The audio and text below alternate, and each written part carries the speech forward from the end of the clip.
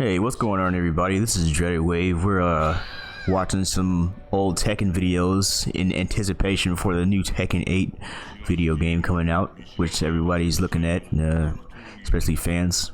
Can't wait to see what's in store. We've played the demos. My brother Tal is a little bit more into the Tekken scene than I am. I've been playing it just as long as he has. I just, I'm not as much into it as the fighting game.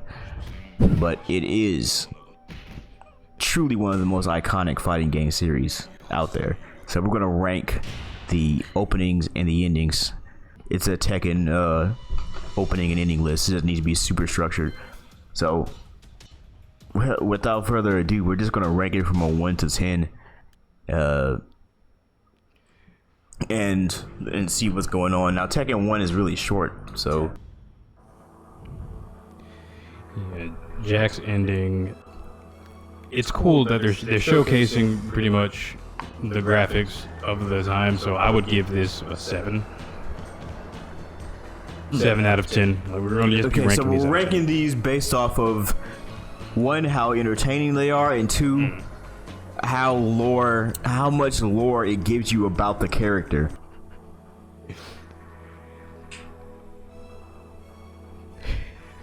That music though. They played the same music for every one of them now. In the original. Groovy. Took him to what used to be Pride Rock. And oop. You said what used to be Pride Rock. Oh yeah. And he smiles. Okay, well, yeah. For what it was, we can give that one like a 8 out of 10. It gives us everything we need to know about Kazuya. He likes to throw people off of high mountains, and it makes him happy to do that. And he hates his father. Right. This is one of my favorite ones, and we're gonna watch it again just because. King's, I think, is a 10 out of 10 for me, because not only does it explain his backstory, it literally crosses universes. Like, watch this shit. I don't know why it doesn't start it in full screen. Yeah, it's really stupid that it doesn't start with full screen, but whatever. This shit. Bro, they got the green screen children. Yeah, I don't know what exactly whose decision it was to put real children in his video. What 10 out of 10 for me. I think it explains a lot of what we need to know about the Tekken universe. This is Law's ending here. I guess it's just showing him teaching, and I don't know, I guess they think that martial art instructors are broke, which I don't know, maybe it was true in the past. Today it's a little bit less true. I didn't know that Law had green eyes in the beginning, but it could just be a artistic design choice. They're like, oh, he can do 2 backflips, we can only do 1. Sensei. Okay, we'll give it like a 6 out of 10. I think. I mean, feel free to add your input on that. But a 6. A 6 out of 10 doesn't sound so bad for that. He's a martial art instructor, This is Julie. Michelle. This is Michelle. To me, I mean, they're essentially the same character. Yeah. Like, they fight the same. This old lady has great calves. But, the color scheme is great. This one I could only give like a 5 out of 10, but then again, I don't know very much about Julia to begin with, or not Michelle to begin with, because the story. If I was somebody who didn't know, I wouldn't know. When you click on the video, don't press A, just tap X. Okay, just tap X initially, it'll go back over. Yeah. This is comedy, kind of like the comedic one. I could kind of like see what's happening without them even like. It's funny because none of them talk. God damn. Yeah, that she just slapped the fuck out of Anna. She stole her shoe. No, that was Nina's ending. I would say give that like a 7 out of. Probably. I mean, I would give it lower because he's slapping my main.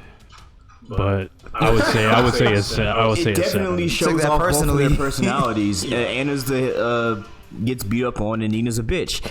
And but it doesn't show us anything about. I mean, that's 10 out of 10 for me, because like But it doesn't tell us anything about the fact that she's an assassin. You would never know she was an assassin from that. That's true. It You tells would you never know about Anna was an her. assassin. And this is the first game, too. I mean, I didn't need to though. Like, all I need to know is that she's a bitch, you're a sister, and that's that. We got Paul Phoenix showcasing that- skill. Was that glass? Is that Geo that he's using? I don't know. Paul Phoenix is such a simple character. I think this does everything it needs to do Yeah. for Paul Phoenix. You know, his rage at Heihachi, his rudimentary artistic skills, Straight up, he took the time to draw that shit. his abundance of red bricks to build walls to break. He's the brick character. Yeah, total 10 out of 10, 10 out of for 10. Paul. For 10 out of Paul. Remember how we're ranking these things. Yeah. It has to be relevant to the character, has to be the cool factor, but also it has to tell us, you know, about who this character actually is. We absolutely lost Which is it. also, and Yoshimitsu's is also another really good one. I'll give this one about like a, I'll give this one a 10 out of 10 as well, because I would have to retract giving Paul's a 10 out of 10 because it didn't show a lot of other stuff, but This one has a this cameo. has a cameo. This has law in it being poor, which is also, this gives us double lore because Yoshimitsu is Robin Hood Man. and Law is poor as fuck. So it's like, this is the 10 out of 10. The end. And I think this is really the only 10 out of 10 on the list, if I was really honest. Yeah. Because Paul's is really more like a 9 because it doesn't really show Paul's any relationship because he's friends with Law as well. Yoshimitsu is not friends with Law. So if Law made a cameo in Yoshimitsu's ending, but he didn't make a cameo in Paul's ending, that's pretty fucked up, Paul. Okay, go well, that was ahead, Tekken 1. We're going to go straight to Tekken 2. Hey, what's going on? It's Talon from Dreaded Wave, and on the behalf of everyone from Dreaded Wave, we wanted to wish you a happy new year, and thank you for the subscriptions and likes. I know it's been a while since we've posted, but we definitely have some big things in the works. But hey, if you like what you saw, go ahead and hit like or subscribe. Also, feel free to comment. Talon signing off.